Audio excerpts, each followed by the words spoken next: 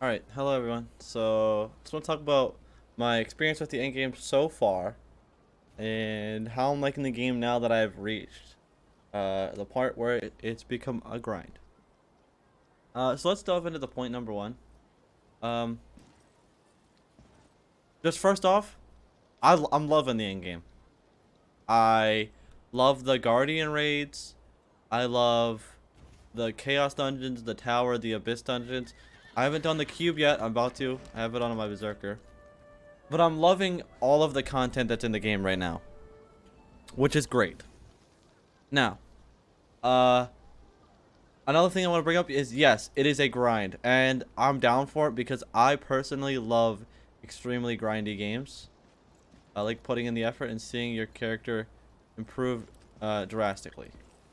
So I have one endgame content thing that I want to show you, and then we can talk about the rest of the rest of the things in the game, and that I want to talk about for now.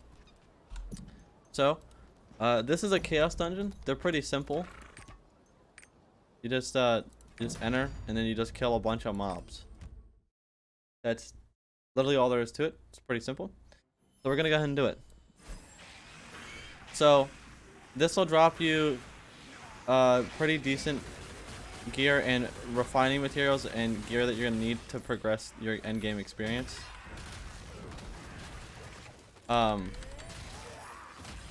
So you're gonna end up doing a lot of these, and this is probably where the game one of the biggest shining things in the game, because in my opinion, this is genuinely like some of the most fun stuff to do in the game is just general mobbing.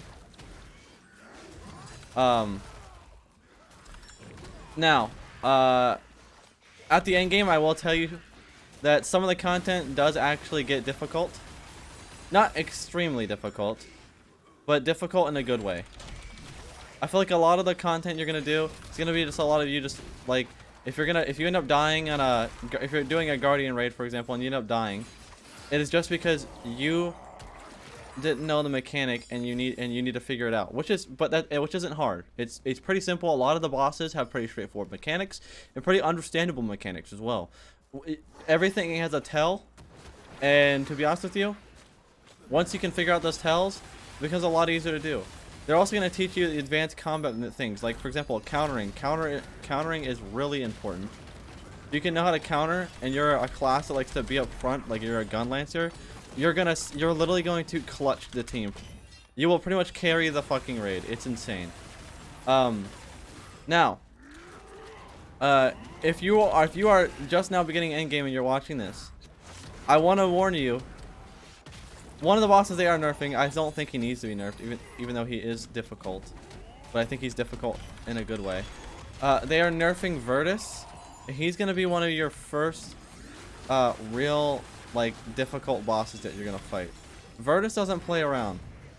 And I think it's a good thing that Virtus doesn't play around.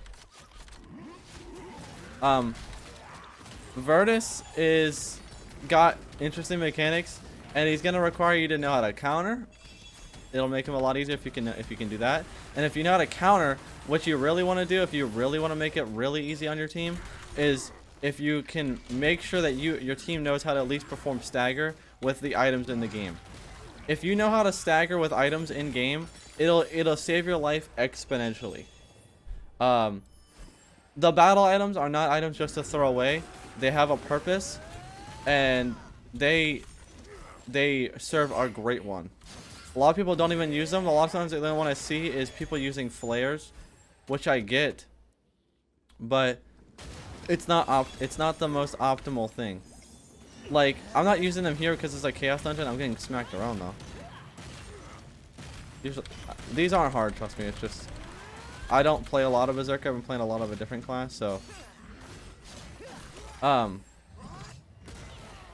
but you use those battle items, and when you use those battle items, they provide buffs to your team or heal for you, or they affect the boss in some sort of way. The big one is like you're gonna use a lot of the bombs. You get a lot of them during the game, but I didn't actually use any of them while I was playing the actual game. But I used a lot of them now that I have actually progressed into doing the Guardian raids because they start to play a difference, like make a difference.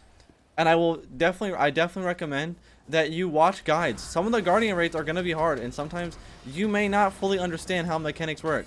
But this game has been out for 4 years in the East, in Korea and Russia, and like I don't know about it's been out 4 years in Russia, but it's been out for 4 years. So players have figured this out. It's nothing new. So if you're struggling, don't be afraid to look up a mechanic. Now, I understand if you're like, hey, I wanna like understand the game in my own right. Well, I completely understand it, and I think that's a valiant thing to do.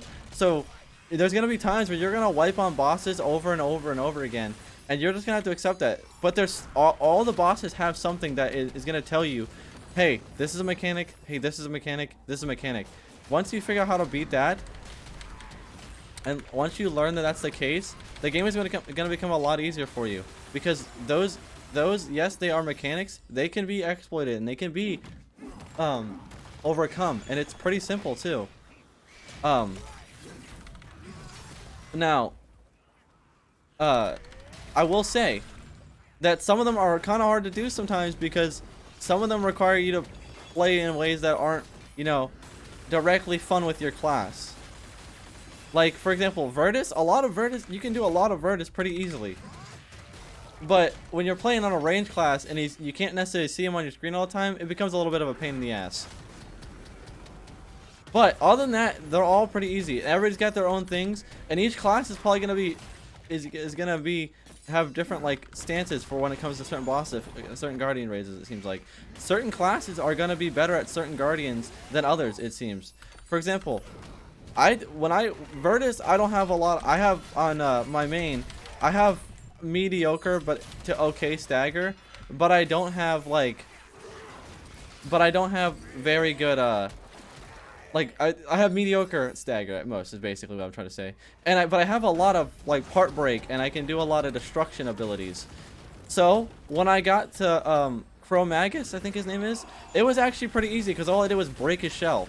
And then my team staggered him, and we just had I mean, to be fair, he's a lot easier. And it seems like the end of the Guardian raids is generally the easiest version of them. Now, you may be saying, okay, I reached the end game, but I want to acquire the best gear in the game. In my opinion, the best gear in the game is going to drop from the Abyss dungeons. When doing Abyss dungeons, these things drop purple gear, golden gear, and they drop a lot of it, and it will alter the way you play. It is amazing, and the gear from this is the best you're gonna get in the game. Like, it is genuinely amazing. Now, what's the end game progression like outside of, you know, your dailies and your weeklies and the general grind that comes with, you know, playing an MMO? You get your dailies, so you get your chaos dungeons and your Guardian raids, and then you have your weeklies where you can only do your Abyss dungeons once per week per character. And you can do all this per character, and you got your Una's tasks where you have daily quests and weekly quests. And you may be saying, okay, but that's great and all, but what is there for me to do if those are down, or if I've completed all of them already? There's actually a lot. So you have this entire map, and all of this map has islands everywhere. There's little islands here, and you got little, like, you know, I guess you have like a little events and stuff to happen, but there's islands everywhere, and there's different continents for you to explore. Now this plays in a very important role. So I press K here, you'll notice that I have 8 unspent skill points. That doesn't matter, but I have 8 unspent skill points, but I have 264 regular skill points. Well, there's a lot more to get. There's skill point potions for getting rapport. There's skill potions for getting progression in the tower, which is another endgame activity that I should show you. There's skill point potions for getting a lot of island souls. There's skill point potions everywhere, and there's a lot of ways to get them, and a lot of them are very simple and just things that you're gonna do over time, and things that you can set out to do. You might not complete all of them in a day, but you can complete all of them pretty quick. Now, another thing is these are endgame activities here that I have not got to experience yet, so I can't really talk on them, but I can give you the general idea. So boss rush, I imagine will just be fighting several bosses back to back to back to back. The cube I have not done, so I don't even know what this could even be. And then the tower is pretty simple. It's just climbing a tower. There's 2 of them for whenever you get to a higher item level. And then as you climb the tower, you get varying rewards, and they get better and better. And then you eventually reach the top and get a skill point potion. As like I said, the rewards get better and better, and they vary. And they're gonna require you to get to higher item levels to progress. It's pretty simple. A lot of them are straightforward. It's not really hard. It's something that you'll end up doing just as you get the item level. It doesn't seem to reset, but it's just like, hey, I got a new thing, so I might as well just go, right? Just you can clear all the way up to whatever your current thing is. That's fine. It's pretty fun to do, and it's pretty relaxing. Now, you may think, okay. So what's the grindiest part of the game? And this is where I really delve into what I like doing in this game. So you notice up top I have the currencies, and one important thing just to know. I have 1,000,000 silver. Pretty much the most common currency in the game. You're gonna get a lot of this. You're gonna use a lot of it. You're pretty much used for everything. 1,000 gold. This is what you're gonna use for trading on the auction house. It seems like, and just like knowledge transferring characters. It's pretty simple. It's pretty straightforward. Nothing to really like write home about. These are pretty straightforward currencies. You have Phoenix Plumes, which is the number of resurrections you can do. So I have 154 resurrects. I don't know if this applies necessarily to. Well, no, this applies to Guardian raids, but only if you're resurrecting on the spot. Now, then I have these things. I think they're called homing crystals. I just call them the green crystal things. I don't think it matters what you call them. Basically, you use these for this. This is the gear homing. So say you want to reach a higher item level to progress the game. Well, gear homing is pretty important. Now I'll explain why. So, I'm currently item level 363. Which is not very high. I don't really play my Berserker a whole lot. He's just kind of an alt that I'm going to use to funnel gear into my main character. And another character that I'm developing on the side that I really enjoy playing. Now, I'll just be straightforward with you. Straight up. What you're going to do is you're going to go over here. And you'll spend... you'll hit upgrade. And you have to use... For example, here you have to use... I have to use 900 shards. Harmony shards. Fine. That's what it's basically what you do in endgame. Then you have a bunch of these Guardian Stone fragments. These are going to be to upgrade your armor and to upgrade your just to upgrade your armor. And you're also going to need Harmony Leap Stones to upgrade your armor. So far, I believe this starts to change. Some of these start to change when you get later in the end game, but we're not talking about that right now. Second, you have Destruction Stone fragments. This is to upgrade your weapon. And you use the same other 2 things, but use a different stone here. Now, this is where players start to get a little, I should say, turned away from Lost Ark. At about level 8 or 7 or 8, I think it's 7 or 8, the chances of you upgrading weapon are not guaranteed. When you hit 7 or 8, you will have a % chance to upgrade your weapon and upgrade your armor. Now, it's obviously not very bad at first, but it progressively gets harder and harder to enhance weapons, and that's where you can spend money if you want to. You don't actually have to. There's a pity system in the game, so after a certain amount of rolls, you are guaranteed to just straight up go straight into the next tier. Now, not only is this a very big part of the end game, the ability stones that you learn about are extremely important to the end game. Now, basically all it is you have these stones. I'm not going to really go over it, but you want to get as many of these lit up as you can, and it's very important. You want pretty much no negatives. I might have some on my Berserker. I don't actually know. No, so I have Supercharge, I have Explosive Expert, and all this stuff, right? And I don't really have anything maxed out, but I can go ahead and do this because you can actually do this. I just want to share this with you. So say I really want Grudge, so I want double. You can run double Grudge and get six stacks of Grudge. It's important to know that. But anyways, so one last thing before I go.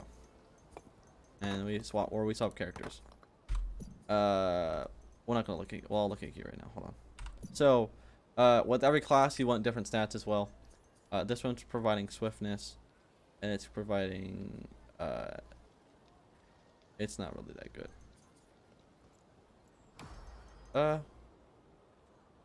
Well, it's gonna take away some of my crit, but it'll be fine. It's just better for now.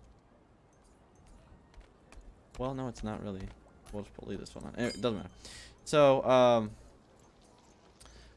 what do you do with the gear that you're not going to use in this game? Well, it's pretty simple. You're going to dismantle it. Basically, what you would do is you open up this menu, and you can either just dismantle all of this, which I don't recommend you necessarily do, but I'll just do it for the video. Say you don't really want any of this, and you're just going to get rid of it. So basically, all you do is this. Oh, actually, I need that. Don't dismantle that.